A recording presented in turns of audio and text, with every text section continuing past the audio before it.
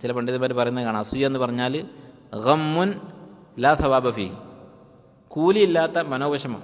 അല്ല, ഒരു മുഅ്മിന് മനസ്സിന് വിഷമം ഉണ്ടായാൽ അതിന് വരെ കൂലി എന്നാണ്. ഒരു ദുഃഖമോ മനസ്സിലെ വിഷമമോ മുള്ളു കുത്തുന്നത് വരെ പ്രതിഫലമാണെന്ന്. പക്ഷെ പ്രതിഫലമില്ലാത്ത ടെൻഷനാണ് അസൂയക്കാരൻ്റെ ടെൻഷൻ എന്ന് പറയുന്നത്. അപ്പോൾ ദുനിയാവിലും നഷ്ടം, ദീനിൽ നമ്മുടെ ഹസനാത്തുകൾ നഷ്ടപ്പെട്ടു പോകുന്നു. ഇതാണ് അസൂയക്കാരൻ്റെ അവസ്ഥ. അതിൽ നിന്ന് രക്ഷപ്പെടാൻ എന്താണ് ചെയ്യേണ്ടത്? അതായത് നമ്മുടെ മനസ്സിൽ അസൂയ വരാതിരിക്കാൻ എന്താണ് ചെയ്യേണ്ടത്? ഒന്നാമത് നമ്മൾ ചിന്തിക്കുക, ഈ നിഅമത്ത് ഈ പറയുന്ന വ്യക്തി ഉണ്ടാക്കിയതല്ല. നമ്മുടെ സുഹൃത്ത്, നമ്മൾ ഒരുമിച്ച് ദരിദ്രരായി ജീവിച്ചതാണ്, പെട്ടെന്ന് അവൻ പണക്കാരനായി. അവൻ പണക്കാരനാവാൻ അവൻ തീരുമാനിച്ചതല്ല, അള്ളാഹു തീരുമാനിച്ചതാണ്. അതാദ്യം മനസ്സിൽ ഉറപ്പിക്കുക. നമുക്കറിയാവുന്ന കാര്യമാണെങ്കിലും നമ്മൾ അശ്രദ്ധയിലായി പോകുന്ന കാര്യമാണ്. ഇവനിത് കൊടുത്തതാരാണ്? അള്ളാഹുവാണ്. അപ്പോൾ അള്ളാഹുവിൻ്റെ ഫضലാണ് എന്ന് ചിന്തിക്കുക. എന്നിട്ട് എന്ത് ചെയ്യുക? അള്ളാഹുവിനോട് ചോദിക്കുക. അതേപോലെയുള്ളത് നമുക്ക് തരാനും അവന് കൊടുത്തതിൽ ബർക്കത്ത് ചെയ്യാൻ.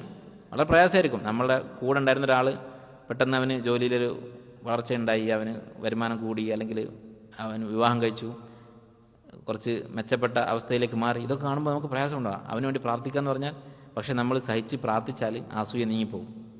മാത്രമല്ല മലക്കുകൾ എന്ത് പറയും? വലക ബിൽ മിഥൽ, നിനക്കും അതുപോലെ ഉള്ളത് കിട്ടട്ടെ എന്ന് മലക്ക് പറയുകയും ചെയ്യും. അപ്പോൾ ഈ അനുഗ്രഹം കിട്ടിയ ആൾക്ക് വേണ്ടി പ്രാർത്ഥിക്കുക, ഇത് അള്ളാഹുവിൽ നിന്നുള്ളതാണ് എന്ന് വിശ്വസിക്കുക. അതുപോലെ നമുക്കും കിട്ടാൻ വേണ്ടി അള്ളാഹുവിനോട് പ്രാർത്ഥിക്കുക. ഇത് അള്ളാഹുവിൽ നിന്നുള്ളതാണെങ്കിൽ അള്ളാഹുവിനെ തന്നെ ചോദിച്ചാൽ പോരെ. നമ്മൾ ആലോചിച്ച് നോക്കുക, നമ്മളിപ്പോൾ വീട്ടിൽ ചെറിയ കുട്ടികളാണെന്ന് വിചാരിക്കാം നമ്മൾ. അപ്പോൾ നമ്മളെ വാപ്പ മക്കൾക്ക് എന്തെങ്കിലും വിതരണം ചെയ്തു. അപ്പോൾ നമ്മുടെ കൂട്ടത്തിൽ ഒരാൾക്ക് കൂടുതൽ കൊടുത്തെന്ന് വിചാരിക്കുക. അപ്പോൾ നമ്മൾ ഓനോട് അസൂയപ്പെട്ടിരിക്കുമോ അതോ വാപ്പാണ്ട് പോയി ചോദിക്കുമോ? കുട്ടികളെന്താ ചെയ്യുക? നേരെ പോയിട്ട് ഇവൻ്റെ കാര്യം ചിന്തിക്കൂല, വാപ്പാൻ്റെ മേത് പോയി തൂങ്ങും. എന്തേ അവനങ്ങനെ കൊടുത്തത്, എനിക്കെന്താ തരാഞ്ഞതെന്ന് ചോദിച്ചിട്ട് വാപ്പാനെയാണ് അവിടെ സംസാരിക്കുന്നത്. അതിനേക്കാൾ വല്ലാഹിൽ മസലുൽ അല, അള്ളാഹുവാണ് വിധിക്കുന്നത്. അള്ളാഹുവിനോട് ചോദിക്കുക നേരെ. അതുകൊണ്ടാണ് അള്ളാഹു സുബ്ഹാനഹു വതആല പറഞ്ഞത്, വലാ തതമന്നൂ, നിങ്ങൾ ആഗ്രഹിക്കരുത്, മാ ഫദ്ദലല്ലാഹു ബിഹി ബഅദകും അലാ ബഅദ്, നിങ്ങളിൽ ചിലർക്ക് മറ്റു ചിലരെക്കാളും അള്ളാഹു ശ്രേഷ്ഠതയായി ഫضലായി നൽകിയ കാര്യം നിങ്ങൾ പരസ്പരം ആഗ്രഹിക്കരുത്. എന്ന് പറഞ്ഞാൽ അവൻ്റേത് നീങ്ങിപ്പോകണമെന്നും അതുപോലെ തന്നെ അതെന്തുകൊണ്ട് എനിക്ക് കിട്ടിയില്ല എന്നുള്ള ആ വിഷമത്തോടു കൂടിയുള്ള ആഗ്രഹത്തെക്കുറിച്ചാണ് പറയുന്നത്. വസ്അലുല്ലാഹ മിൻ ഫضലിഹി, അള്ളാഹുവിനോട് നിങ്ങൾ ചോദിക്കുക.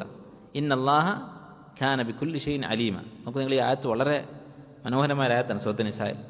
വലാ തതമന്നു മാ ഫദ്ദലല്ലാഹു ബിഹി ബഅദകും അലാ ബഅദ്, അള്ളാഹു നൽകിയ ശ്രേഷ്ഠതകൾ അതിങ്ങനെ ഇങ്ങോട്ട് വരണം എന്ന് ആഗ്രഹിച്ച് അതിൽ വിഷമിച്ചിരിക്കരുത്. ലിർരിജാലി നസീബും മിമ്മ ഇക്തസബു വലിന്നിസാഇ നസീബും മിമ്മ ഇക്തസബൻ, അനന്തര സ്വത്തിനെ കുറിച്ച് പറയുന്ന സൂറത്താണ്. അപ്പോൾ അനന്തര സ്വത്ത് വീതിക്കുമ്പോൾ ആണുങ്ങൾക്ക് കൂടുതൽ കിട്ടിയിട്ടുണ്ടാവും, പെണ്ണുങ്ങൾക്ക് കുറച്ച് കുറവായിരിക്കും.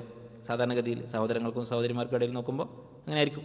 അപ്പോൾ അത് അള്ളാഹു തീരുമാനിച്ചതാണ്, അള്ളാഹു നിന്നുള്ളതാണ്.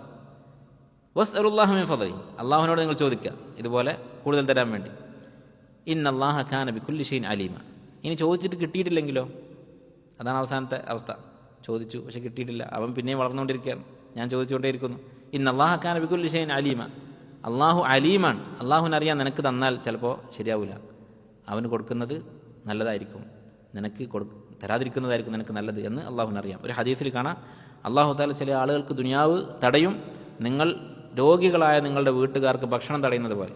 ഒരാൾ പനി പിടിച്ച് കിടന്നാൽ നമ്മൾ നല്ല ഭക്ഷണം ഉണ്ടാക്കുമ്പോൾ അവന് കൊടുക്കാതിരിക്കും. അല്ലെങ്കിൽ ഷുഗറുള്ള ഒരാൾക്ക് നമ്മൾ മധുരം കൊടുക്കാതിരിക്കും. അത് അവന് ഇഷ്ടമില്ലാഞ്ഞിട്ടല്ല, അവന് നന്മയ്ക്ക് വേണ്ടിയാണ്. ഇതുപോലെ അള്ളാഹു നിങ്ങൾ പഴച്ചു പോകാതിരിക്കാൻ വേണ്ടി സമ്പത്ത് തടയും എന്ന് ഹദീസിൽ വന്നത് കാണാം. അപ്പോൾ അത് മനസ്സിലാക്കിയാൽ അസൂയ നമുക്കൊരു പരിധിവരെ നിയന്ത്രിക്കാൻ സാധിക്കും.